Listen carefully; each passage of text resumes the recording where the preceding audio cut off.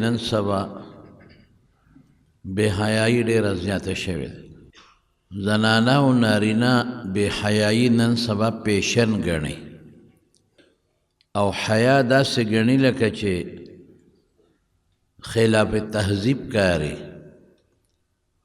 او د بانډیسیانو کاري. بے حیايي او په آزاد جون خوشحالیږي، فخر پې کوي، بربنډتوب رواج شوی دی او چې څوک هم حیا کوي پرده کوي هغې پورې خاندي. که څوک غټې جامې اچوي، برقه په سروي، پړونې په سروي، زنانه هغې پورې خاندي.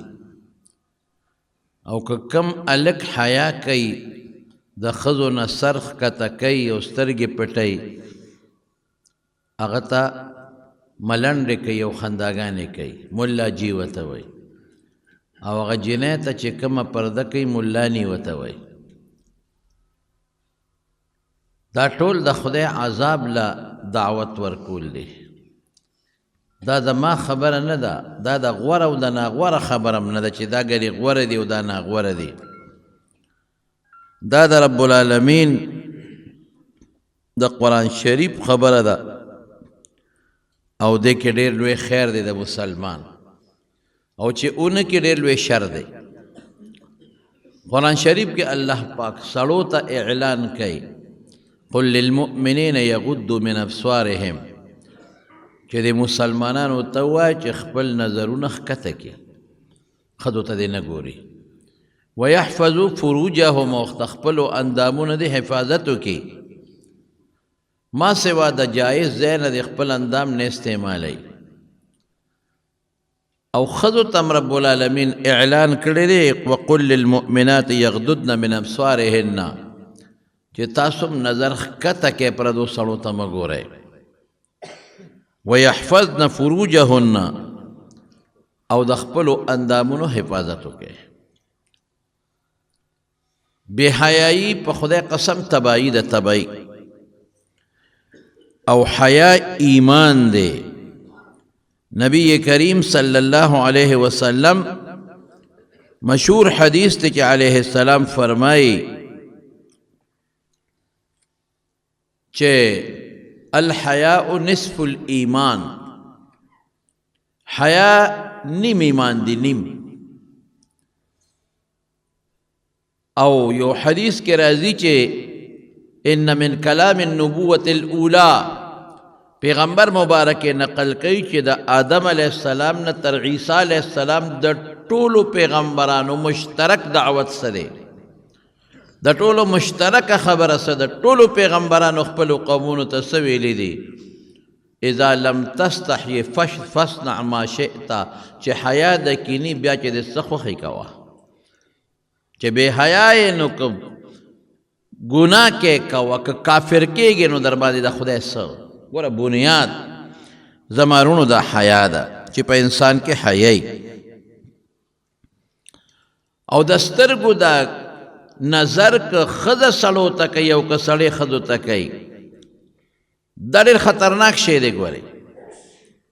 که ته وایې زه په سترګو ګورم نو دا څه ګناه خو نه ده، نه دا مقدمه ده، د دې نه سړی ګناه ته ورځي. شریعت یو کار کړی دی چې کم څیز د ګناه لاره ده او د ګناه مقدمه ده، د هغې نه پابندي لګولې ده. یو وخت کې شراب حرام شو، نو چې کم لوښي به د شرابو د استعمال په هغې پابندي ولګېده چې دا لوښي به هم نه استعمالوي. حالانکې لوښي خو شراب نه دی، لوښي خو نقصاني شی نه دی، خو مطلب یې ده چې دې لوښو ته دوی ګوري نو دا شراب به ور یادېږي. وایي به چې دې کې خو موږ شراب یو وخت څکلی دي، زړه به یې ورته وشي. نو د هغه لوښو نه هم پابندي ولګېده چې د شرابو د استعمال لوښي به هم نه استعمالوي. او چې بیا ته د خلکو پوره نفرت پیدا شو، زړه ته تور شو، نو بیا د هغه لوښو اجازت ورکړ. خلکو به د قبرونو سره ناروا سلوک کو، د شریعت خلاف کار به کو په جاهلیت کې. نو پیغمبر علیہ السلام اعلان وکړ چې بالکل به قبرونو ته نه ځئ. حالانکہ قبر لخو پا جائزہ طریقم سلیتلی شو پا ناجائزم خو پابندی مکمل لگولا مکمل پابندی چی اگا جائز بم نده چې مکمل د قبرونو د تلو نه پابندي شي چې دا جایز هم نه دي نو ناجایز خو به خامخا څوک نه کوي نو وروسته بیا چې د خلکو هغه اعتقاد او د خلکو عمل کلک شو مضبوط شو نو بیا آیت حدیث کې وایي چې نهیتکم عن زیارت القبور الا فزوروها ما تاسو د قبرونو د ملاقات نه او د زیارت نه منې کړی وې زه اوس که تاسو څوک ورځئ نو ورځئ زمانونو ګناه خو ډېر خطرناک شی دی نږدې به هم نه ورځئ په یو موقع رسول الله مبارک او فرمایل چې د یو بادشاه دننه ګیاوي چراګاوي او شپولې ته وکړي شپول ته هم نږدې مه ورځه حالانکه شپول ته نږدې که ته خپله ګډه چیلی سره نو ګناه خو نه ده خو د شپول نه بار ځای دی لیکن شپول ته نږدې به هم نه ورځې ولې اسې نه چې د شپول ته ته ور نږدې شې او د شپول نه دننه دې په ګیا نظر ونه لګي ورواو نړئ یا دا ګډه چیلی په دې شپول ورواو نړي یا په دې شپول کې چې د سورې صحیح نه کې وردن نه نشي د ګناه چې کومه لاره ده او کومه مقدمه ده او کوم اسباب دي د هغې نه به هم ځان ساتئ نو نظر د ګناه سبب دی چې نظر کې جنۍ ته او یا جنۍ الک ته نظر کوي نو دا ورو د ګناه دعوت دی د دې وجې نه رسول الله مبارک فرمایي لعن الله الناظره والمنظوره الیها چې څوک چاته په بد نظر ګوري که الک دی او که جنۍ ده او هغه انسان چې په بد نظر ورته کتي شي ځان داسې جوړ کړي چې ما ته خلک په بد نظر باندې ګوري په دواړو د خدای لعنتي پیغمبر خیره کړی او خطرناکه خیره د لعنت خیره نبی کریم صلی الله علیه وسلم کړی ده د مارونو د نظر خطرناکه ګناه چې دوی نظر نه نقصان پیښیږي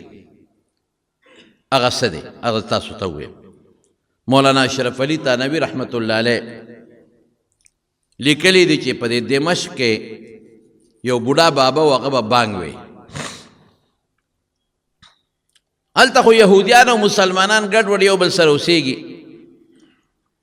نو کم جومات کې چې دی بابا بانګ وی نو د دې جومات نه ګس طرف ته د یو یهودي کورو نو پخوا خو لوډ سپیکر نه وی نو خلکو به بانګ یا په اوچت ځای باندې وی چبوتره به وه زمونږ په دې جوماتونو کې ما ته یاد دي تاسو ته به م یاد دي چې د بانګ دپاره به خلکو اوچت ځای جوړ کړی و دوه درې پوړی اوچت خلک به هغې ته ختل نو بانګ به وي دا وده زمونږ د دې بادرخیلو په کندي کې هم دغسې یو اوچت ځای جوړ کړی و په هغې به خلک ور وختل نو بانګ به وي او چې داسې غټ جومات به نو هغې کې به مناره جوړه کړې به نو په مناره کې به بانګ ویله کېده او زمونږ فقهاو لیکلي دي چې په مناره کې یو سړی بره بانګ وي په کوټګۍ کې نو د حی علی الصلاة او حی علی الفلاح لکه د هغه کړکۍ نه مخ باره مباسي نو خیر دی چې خلکو ته اواز ورسي دا باباجي د مشر سړی دی او په هغه مناره کې بانګ وی ټول عمر به بانګونه وي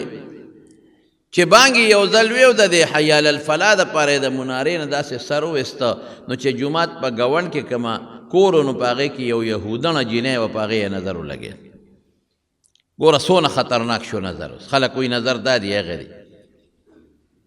نظر یې پرې ولګېد او چې نظر یې سینګ ولګېده په هغه جینۍ باندې نو بس په زړه کې د هغه جینۍ سره محبت او مینه پیدا شوه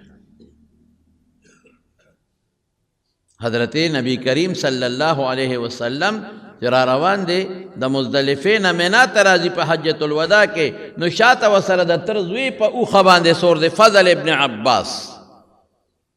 او دی لږ ډولې او خشته او ښکلې نو د نبی علیه السلام نه یو ښځه وه ځوانه ښځه تپوس وکړه د یو مسئلې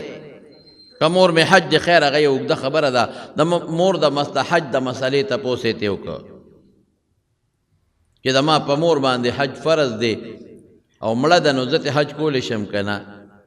نو د فضل ابن عباس ته حضور پاک د تره زوی د عباس زوی د جینۍ ته کتل انسان د خامخا غیر اختیاري نظر پرېوځي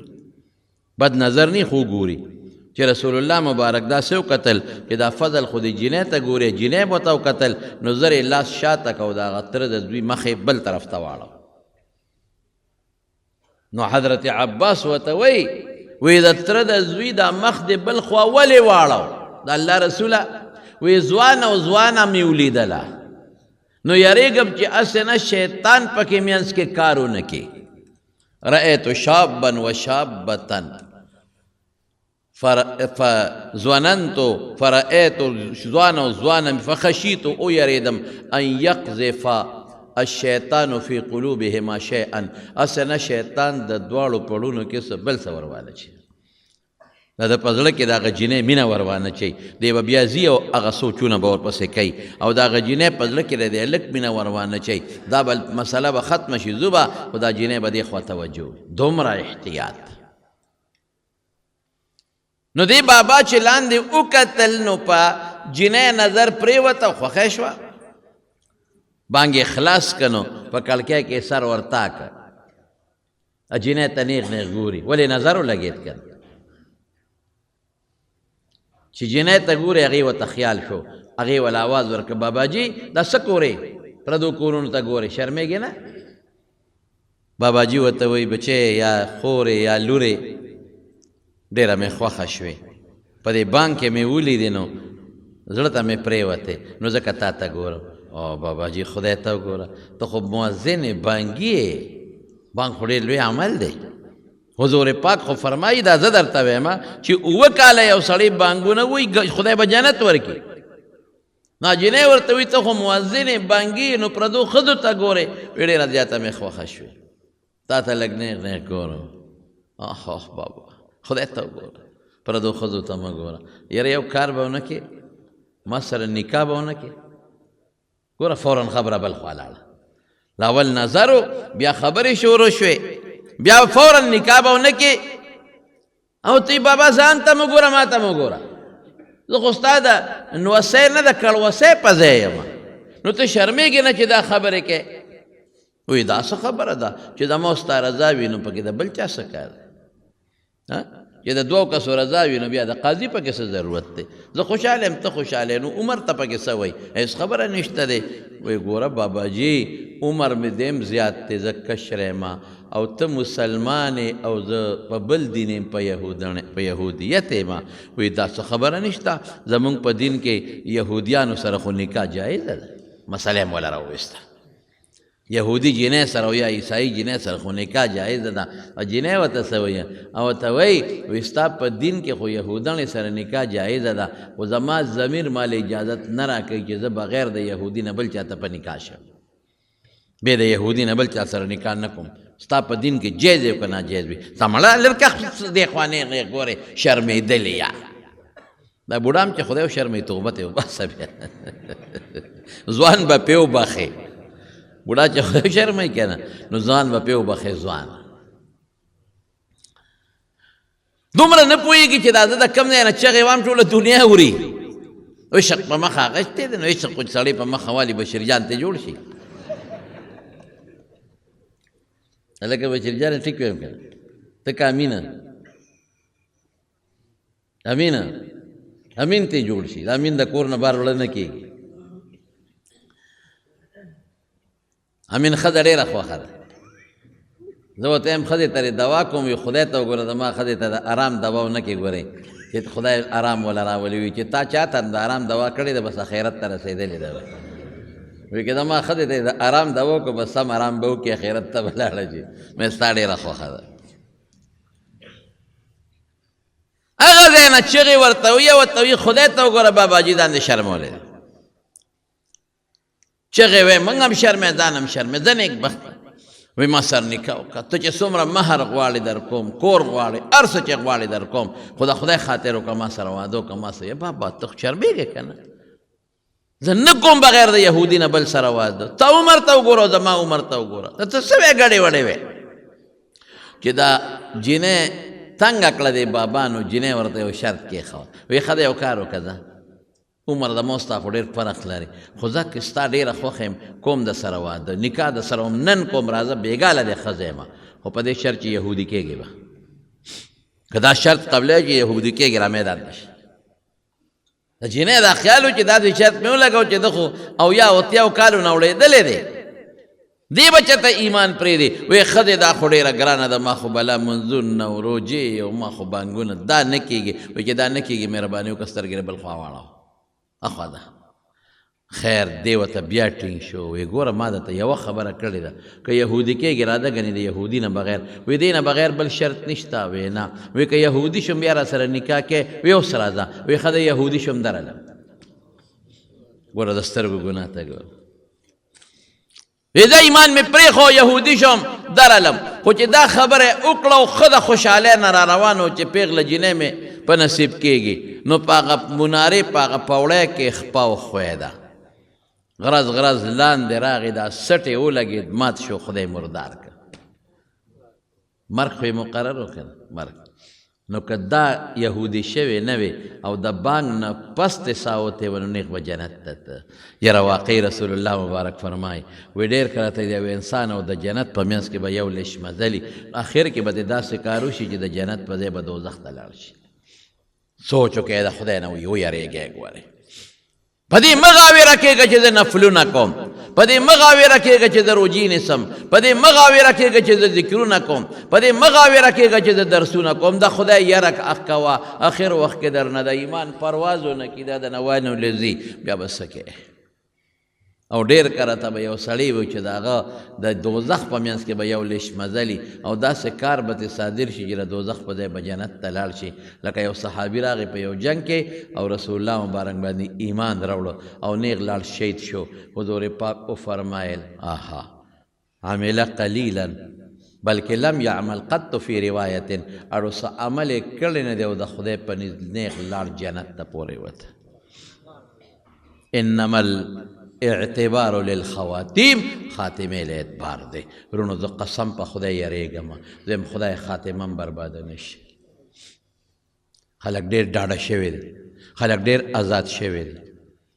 خلک دومره او دا کشر کول دا نوجوانان په خدای قسم یریږم دومره ډاډه دي دومره چې د حد نه وتې نه څوک ایمان پېژني نه څوک جومات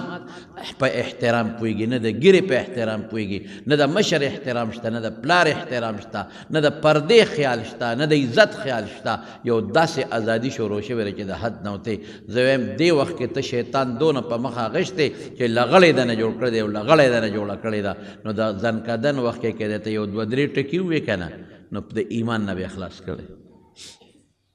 اوس شیطان پتا سور دی پریدي دی نه کله مولیانو پسې کنځل کې کله تبلیغیانو پسې کنځل کې کله تسبو پسې بدرد وی کله جومات پسې کله د مدرسې دشمني کې کله د پردې پسې بدې وی شیطان در باندې د پاسه سور دی در کې در ننوتې دی نو که ځنوت کدن وخت کې درته وایي چې مړه دا بوت خو ډېر په حق او دا خو شري د هندوانو دا دین خو صحیح او دوه درې دلیله درته وایي نو هسې نه چې د مرګ وخت کې د ایمان نه خلاص نه کړي په خدای قسم یریږم زه ما راته قسم وخوړه یریږم چې دا شیطان خو ډېر خطرناک شی دی په موږ سور د اخر وخت کې تباه او برباد دی هر وخت د خدای نه یره کوئ د خدای دشمني مه کوئ هر وخت په دې سوچ کې چې خدایه ګورې زما حفاظت به ته کې خدای زما به ساتې ته دا د نظر خطرناک جرم نظر ډېر خطرناک شی د نظر دومره جرم دی چې د حد نه وتې نبی کریم صلی الله علیه وسلم فرمائی حدیث تا رسول اللہ صلی اللہ علیہ وسلم حدیث سرتوئے دا عبداللہ ابن مسعود رضی اللہ عنہ حدیث تے او ترغیب و ترہیب کے منذری لکل رخا ناشنا حدیث تے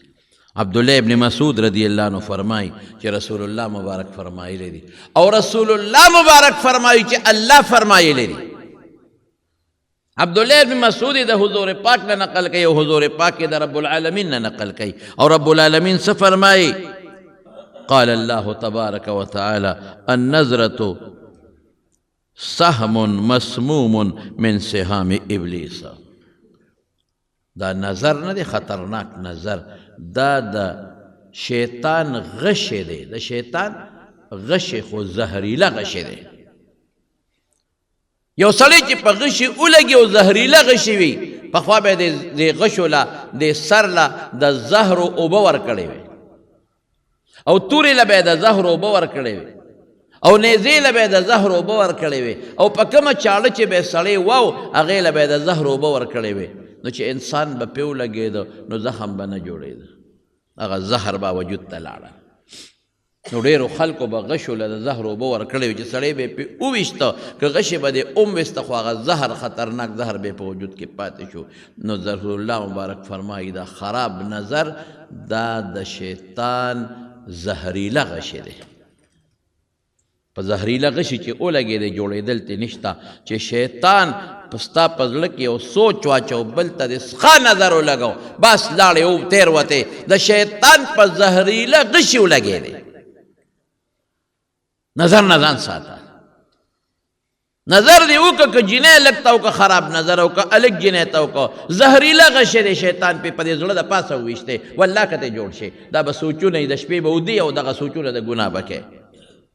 کار به دننه کېږي زمیندارۍ له به ځې او کار به دننه کېږي او دا غلط سوچونه به کوې. په کور کې به ناست او دا غلط سوچونه به کوې. په منځه به ولاړ او دا غلط سوچونه به کوې. دا دونه خطرناک غشی دی. لیکن رسول الله مبارک څه فرمایي من ترکها مخافتی الله اکبر که چا دا خراب نظر زما د یری پرېښود چې الله خفه کېږي نه کوم دا نظر نو ابدله الله ایمانا یجد حلاوته فی قلبه الله به د دې په ځای د ده په زړه کې ایمان ور واچوي د ایمان خوږوالی به واچوي او دې به محسوسوي چې الله زما په زړه کې د ایمان خوږوالی واچو. دومره خطرناک شی دی نظر. دا د څه نه دا بد نظر جوړېږي. دا هم د دې نه جوړېږي چې جنۍ بربنډه ګرځي. دا هم د دې نه جوړېږي چې جنۍ نری لباس واچوي. دا هم د دې نه جوړېږي چې جنۍ نیم اوریان لباس واچوي. دا هم د دې نه جوړېږي چې جنۍ خشته مخ سره بار په مارکیټونو کې ګرځي. دا هم د دې نه جوړېږي چې جنۍ خشته جامې واچوي او خوشبویي پورې کړي چې دا هلکان ما ته وګوري. دا هم د دې نه جوړېږي چې جنۍ خپې ښکاره کړي او ساخې ښکاره کړي او مری او سټ ښکاره کړي چې خلک ما ته وګوري. دا هم د دې نه جوړېږي چې جنۍ بربنډه شي بربنډه. او نن د اغیارو سوچ هم دا دی. هغوی په دې سوچ کې د مکمل مشن روان دی. مشن په میډیا باندې په ټي وي باندې په ریډیو باندې او په اخبارونو کې مشن په رسالو کې روان دی. نوې تهذیب متعارف کوي نوې کلچر په دنیا کې خرول غواړي چې هغه بربنډتوب او ازادي ده چې دا جنکۍ ازادي شي ازادي چې دا جنکۍ برقې وغورځئ چې دا پړونې وغورځئ دا جنکۍ حیا وغورځئ. دا نوې کلچر متعارف کول غواړي نوې تهذیب دا متعارف کول غواړي. خلک بربنډ هلکان به ورته ګوري. د هلکانو د جنکو دوستانه تعلق به جوړ شي او د زنا مجلس ماحول به جوړ کړي. یعنی د دې مقصد دا دی چې د زنا ماحول جوړ کړي. لارو کوڅو کې به څوک دا ټاپیانو په بانه ګرځي او نیم به ځان بربنډ کړي او په جنکو پسې به ګرځي. یو خبره ته ګورې بله مو کوم په دې م سوچ وکړئ. یو لویه فتنه بله راخوره شوې ده. لویه فتنه هغه څه کوي دا بعضې بربنډې جنکۍ په دې کورونو کې ګرځي. څه دپاره ګرځي؟ ټاپیانې خرڅوم د کمپنۍ مشهورتیا کوم. دا ګورې واورئ ښه ځان پوه کړئ. او څوک دارو خرڅوي د کمپنۍ مشهورتیا کوم. سره ماشومانو جانګي خرڅوي د کمپنۍ مشهورتیا کوم. څوک د بنګلو په بانه ورځي د په کمپنۍ مشهورتیا کوم. مقصد یې څه دی؟ مقصد خو یو دا دی چې بربنډتوب خورئ چې دا کور دا جنکۍ موږ ته وګوري او بربنډې شو. او دویم مقصد څه دی خبرې؟ کیمرو والا موبایل ورسره ستا د خویندو لونو تصویرونه وباسي. دا ګوره ډېر خطرناک شی دی. هغې سره غټې موبایلې وي او تا سره به خبرې کوي لګې تصویرونه به وباسي. دا شوي دي بیا به ورته ټیلیفون وکړي چې ستا ما سره د خور تصویر دی در ویلېږم د لور تصویر دی در ویلېږم د مور فیسبوک له ورکوم دونه پیسې راولېږه او که نه رالېږي ګوره دا فیسبوک له ورکوم دا نیټ له ورکوم شرموم دی. دا لوی غم جوړ دی. بلکې یو بله درته ووایم د مخکې ورځو کې د تخبې علاقه کې یو واقع پیښه شوې ده چې هلک د ښځو په جامه کې او په برقه کې کور ته دننتلی دی. نیولې شوی هم دی. دا څومره لوی فتنې شروع شو صاحب. دا ټول زموږ د بې سترۍ د لاس. دا ټول زموږ د بې حیایۍ د لاس. او خواره دي دا کوشش کوي په دې خلکو باندې خصوصا دا پیښورونو والا خو یې تباه کړي دا ښاریو والا اوس په دې بانډو پسې ګرځي. اوس بانډو والا تباه کوي. نو د دې نه به باقاعده ځان ساتئ او که ځان دې ونه ساته نو بربادېږي. نبی کریم صلی الله علیه وسلم چې کله مکه فتح شوه کنه نو د فتح د مکې په ورځ باندې عام اعلان یې وکړه د معافۍ وی معاف یې کافران معاف نو ښځو په ځان پسې ورونه بند کړل دا هغه ښځې وروستو خبره کوي چې کومې ښځې هغه وخت کې کافرانې وروستو مسلمانې شوې وی چې مونږ خبر هو چې مسلمانان را روان دي او په مکه حمله کوي وی مونږ وی چې نن به زمونږ عزتونه لوټ شي لوټ تباه به شو ولې د دشمن په کور باندې دشمن را روان دي حمله کوي مونږ ته خو پته نه وه چې مسلمانان داسې خلک دي مونږ وی دشمن چې په دشمن ورشي نو د جنکو حیا ختم د مور حیا ختم د لور حیا ختم د هغوی چې څه خوښه یې هغه بیا کوي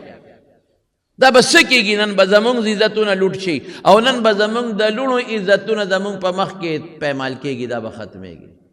او نن به د پلارانو په مخ کې د لوڼو د خویندو عزتونه بربادېږي دا ډېر لویه سودا ورا سره غم ځان پسې ورونه بند کړل مسلمانان رالل وی په ورځ تېره شوه څه کش کلپ باندې پې نه شو وی ماشومانو ته مې وی چې بچې تاسو ورشئ چې دا اطلاع غلطه ده او که دا ټیک ده دشمن د مسلمانانو په شکل کې جوړ رانغی وی چې ماشومان لاړل نو واپس رالل او موږ ته وی چې مورې بېبې هغوی خو لګیا دي تورې یې ایښودې دي غشي نیزې یې ایښودې دي او بیت الله نه طوافونه کوي چاته نظر هم نه کوي او ها راغلی دغه اخلاق د مسلمانانو چې ښځو ولیدل چې مونږ خو زمونږ په کورونو به راځي زمونږ بال به هم لوټ کوي غنیمت او زمونږ عزت به هم لوټ کوي هغوی خو لګیا د بیت الله طواف کوي چې کومې ښځې دي نظر هم ورته نه کوي اوهو دا الله څنګه خلک دی ټولې ښځې را یو ځای شوې او حضور پاک پسې سوال جواب راولېږه چې مونږ له راشه مونږ ایمان راوړو مونږ مسلمانېږو داسې دین خو مونږ چېرته نه دی لیدلی دا لا څنګه دین دی دا څنګه د حیا دین دی او دا څنګه د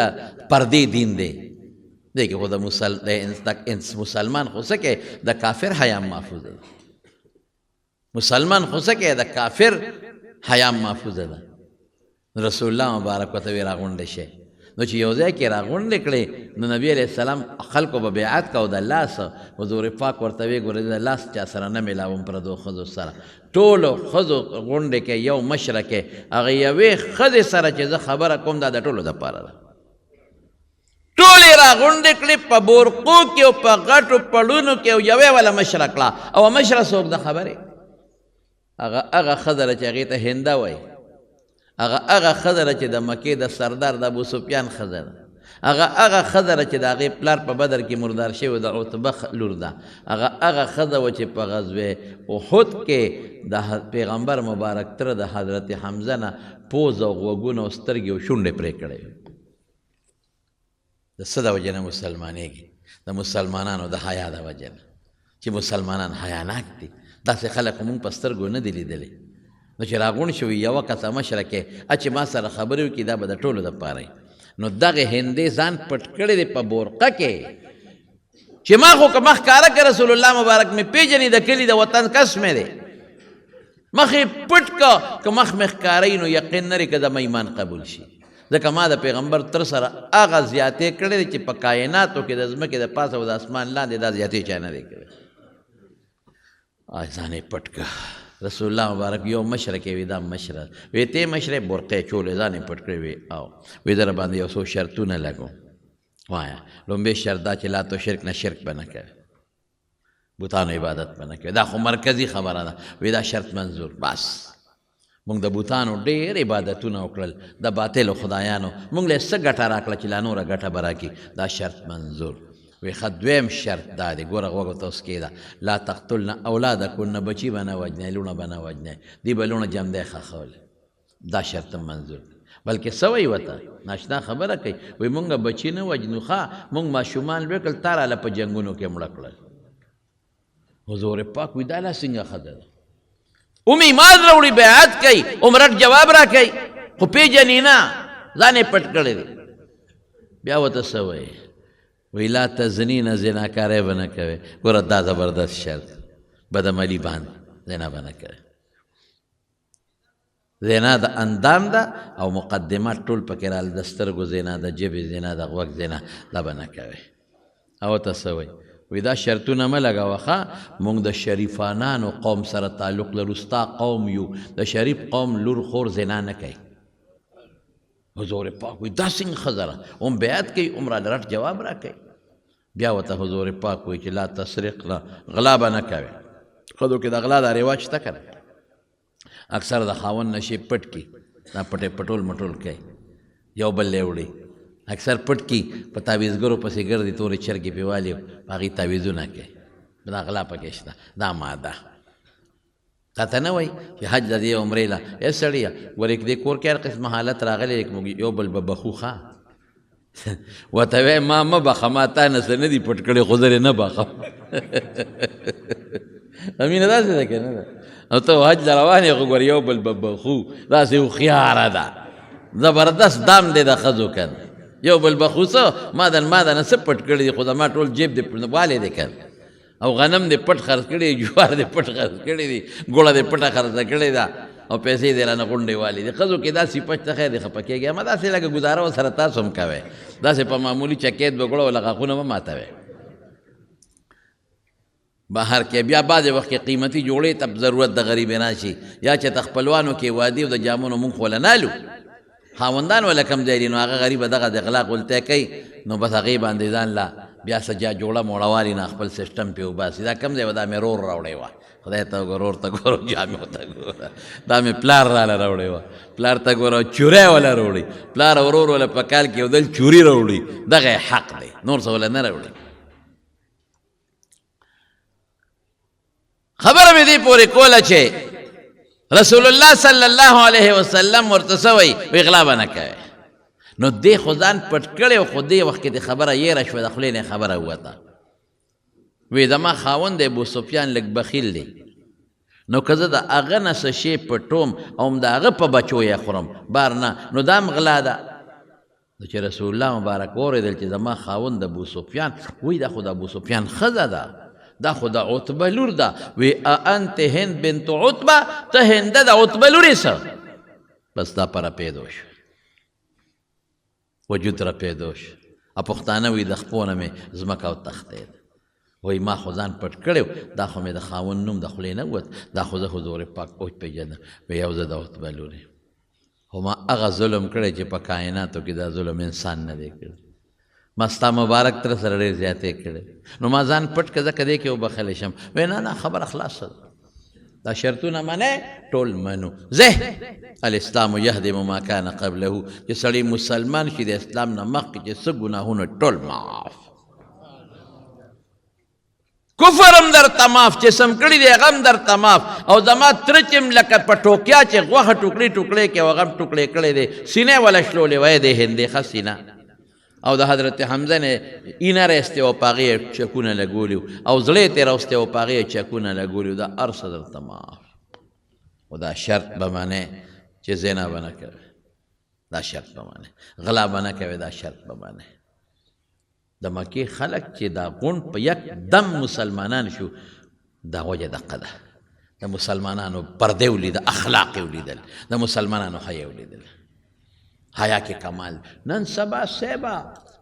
چې ښه ورته پته چې دا الک د اسم نه دی او د کار نه دی خو لږ څټوکې مټوکې یې وي او پوډر موډر مږي او داسې آزاد طبیعت او آزاد خیاله دی نو جنکۍ ورسره نکاح کوي او که یو هلک نیکي دینداری او ګیرې وي او د قرآن حافظ یې او د سره نکاح کوم دی شیخ کوړي سره دا شوي دا شوي دا ته زه حقیقت ویم یو جنۍ یو هلک له وغوښتله نوم درته نالم یو جنۍ یو هلک له وغوښتله او هغه جنۍ څه وې مور ورته وی ډېر نیک دی حافظ قرآن او حافظ قرآن او ښایسته ښکلې نوجوان او ښکلې ګیره او د ښه خاندان او جنۍ ته یې وی ډېره ښه رشته راغله زه به شیخ کوړي سره نکاح کوم وای خدایا ګیرې ته یې څونه ظالم یې سپک وکتل څومره سپک دی وکتل بل ځای واده شو خاوند یې اوس مړ شوی دی زامن یې وشو هغه لوپران دي هغه ښځه نن په پردي کورونو کې خدمتونه کوي پردي لوښي اینځي پردی جامې وینځي او پردي ځای نه جارو کوي او هغه خپل بچي ورپسې راپاسې او ډبه یې او هغې شیخ کوړي ده چې د قرآن حافظ و خدای عالمه ښځه ورکړنې په کور کې د قرآن شریف درس چلیږي زمونږ ښځې هم داسې غواړي او هلکان څه غواړي هلکانو ته چې وایي چې دا ډېره دینداره ده او دا عالمه ده او دا پردهداره ده نه یاره زه ورپسې څه مونځ خو نه کوم امامتۍ له خو یې نه راولم چې ماله بیا امامتي راکوي ماله داسې ښځه وګوره چې یو پرس یو طرف ته اچولي او بل یې بل ته اچولي او هغه د اوږدو څوکې کېړی اچولي چې په لاره ځي چې ټقار یې د تورنګزو د یو سر نه بل ځای اورېدلی کېږي آزاد طبیعته ښځه او آزاد خیاله ښځه دا ژوند فیشن دی خفه کېږی ما بس دا د پیغمبر د احکاماتو نه خلاف خبرې روانې نو سبا ستې جوړ شي سبا بیا جګړې جوړې شي سبا دا جینۍ بیا په خپل کور کې په موبایل بل چا سره لګې خبرې کوي بیا اړه تبی بیا وي دا به څه کېږي په خدای قسم بیا موږ له دا مسایل را روان دي دا اوسني خبره نه را موږ له مسایل را روان دي هلکان ورکره کور ته دننه راځي جینۍ نه صبرېږي هغه خو د شلو سره په موبایل خبرې کړي دي آزاد خیاله ښځه ده ښځه هغه ښځه ده چې صرف د خپل خاوند ښځه بس الحمدلله زموږ د زړو پښتنو ښځې زموږ د زړو پښتنو ښځې صرف د خپل خاوند ښځه دا د خدای فضل حیا زبردست شی دی او زما رونو ما تاسو ته مخکې یو خبره کړې رسول الله صلی الله علیه وسلم فرمایي چې ما ته خدای پاک عذابونه وښول د معراج عذابونه یو ځای کې مې یو غار ولید چې هغه د خولې تنګه و دننه فراخ و اور پکې لګېدلی او بربن هلکان او جینکۍ وې پکې او چې د اور به د لاندې نه غړمب وکړه نو دا بربن هلکان جینکۍ به د سر له رالې ما وې ترې لاندې راپروزي خو اور به بیا ښکته شو دوی به ویښله لاړل ما وی دا لغړه لکان او جینکۍ دا څه دي جبریل ته مې و میکایل ته علیهم السلام وی ما ته وی دا ستا د امت ښه هغه هلکان او جینکۍ دي چې زناکار دي دنیا کې بې حیایي خوښه و زناکار دي دی سزا دی د قبر عذاب دی د قبر عذاب په دې اور کې به سوځېږي خدای دې زمونږ بچي د دې نه په حفظ و امان کې وساتي او بل دا دی بعضې خلک دا وی او رسول الله مبارک فرمایي چې کم انسان کمه جینۍ او کمه ښځه دا وره دا په بد نظر چاته ګوري هلک جینۍ ته او جینۍ هلک ته د قیامت په ورځ به وله په سترګو کې خدای ویلې شوې تانبه ور واچوي ویلې شوې تانبه دا څومره خطرناکه سزا ده دا ټول د بې حیا د لاسه دا قصې پسې شروع دي او نبی کریم صلی الله علیه وسلم حدیث مبارک کې د حضور پاک په ابو داود شریف کې ده وایي چې په لاره باندې ښځې رواني په لاره او سړی م رواني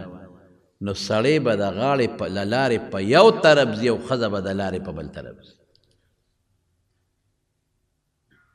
دا به په یو لاره به نه ځي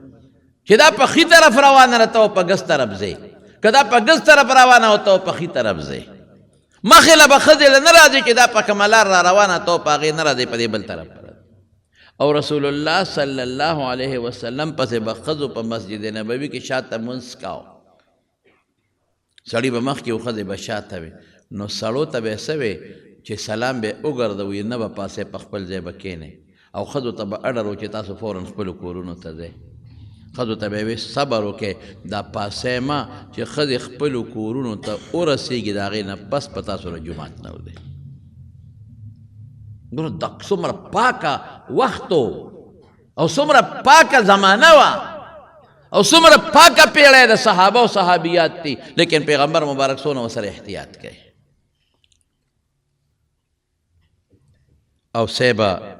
نبی کریم صلی الله خلک وایي مړه داسې دي په کور کې به هم ګورې پرده کې پرده څه معنا سر به پټی سټ به پټی مری به پټی